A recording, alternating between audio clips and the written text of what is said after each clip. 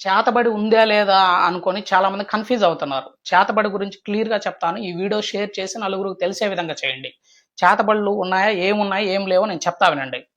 చాలా మంది ముగ్గేసి ఉంటారు. ముగ్గేసి అక్కడ నిమ్మకాయలు, టెంకాయలు కొట్టుకొని తాగడం, తినడం కొన్ని వీడియోలో చూసా. పెద్ద పెద్దోళ్ళు కూడా చేస్తున్నారు.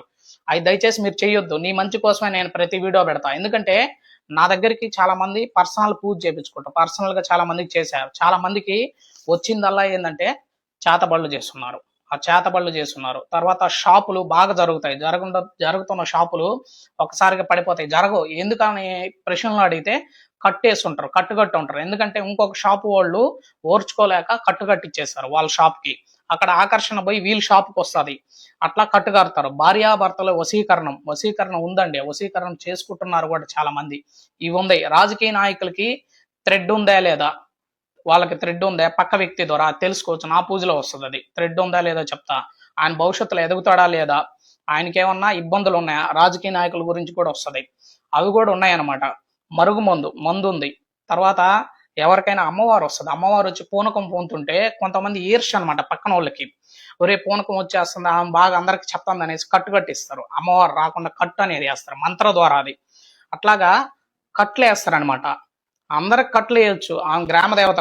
తర్వాత ఇంటి ముందు ముగ్గేసి ఉంటారు కదా, నైట్ టైం ముగ్గేయొద్దు అని చెప్తాం. ఎందుకు ముగ్గేయొద్దు అంటే ముగ్గేయడం వల్ల రాత్రిపూట నెగిటివ్ యాక్టివేషన్ భూత ప్రేతాలన్నీ తిరుగుతాయి వాటికి. అందుకే నైట్ అనింది. అందుకే అవి తిరగడానికే, భూత ప్రేతాలు తిరుగుతుంటాయి కాబట్టి ఆ ముగ్గు దగ్గరికి వచ్చి కూర్చుంటాయి. అందుకని వేయొద్దు అనే చెప్తాం అనమాట. అట్లా నైట్ టైం ముగ్గు ఇంటి ముందు వేస్తేనే వేయొద్దు అంటున్నామే. ఎక్కడో బయట పొలాల్లో రోడ్ల పైన ముగ్గులు వేస్తే సిగ్గు లేకుండా ఆడిపోయి టెంకాయలు పగలు కొట్టుకొని తింటారు, నిమ్మకాయ కట్ చేసుకొని తింటారు. ఎందుకు తింటున్నారు? ఉన్నాయిరా బాబు, అవన్నీ ఉన్నాయి. ఒక దెబ్బ తగిలింది అనుకో, అనుభవం వచ్చిందనుకో, అప్పుడు తెలిసి వస్తుంది. నేను ఏ వీడియో చేసినా మీ మంచి కోసమే నేను చేస్తాను. దయచేసి మీరు ఎవరు కూడా ఆ వీడియోలు నమ్మొద్దండి. ఓన్లీ లక్షల్లో షేర్ చేసేసి అందరు కామెంట్లు పెట్టున్నారు. నేను చూసా ఒక వీడియో, అవి నేను చెప్పను ఎవరు చేశారో, చాలా మంది చేస్తున్నారు. మీరెవరో అవి నమ్మండి అంటున్నా. నమ్మండి, ఉన్నాయి, నిరూపిస్తా కూడా. ఎందుకంటే నేను చేసే పూజలో వచ్చిందండి, అవన్నీ వచ్చాయి. అట్లాంటివి ఉన్నాయి, చేపిస్తున్నారు, చూశాను, నా కళ్ళారా చూస్తున్నాను, నా పూజలో చూస్తున్నాను. చాలా మంది బాధల్లో కష్టాల్లో కూడా అడుగున్నారు షాపుల గురించి, వాళ్ళ ఇంటి గురించి, అన్ని ఏ టు జెడ్ అనమాట. మీరు అది నమ్మండి, ఉన్నాయి. దయచేసి ఒకటి జోలికి మీరు వెళ్ళొద్దు. ముగ్గులు తొడపడం, తినడం అవి చేయొద్దు. ఫేక్ ఐడీలు చాలా పెట్టున్నారు నాయి. ఎవరు ఫోన్ చేయొద్దు. ఓం నమో వెంకటేష్.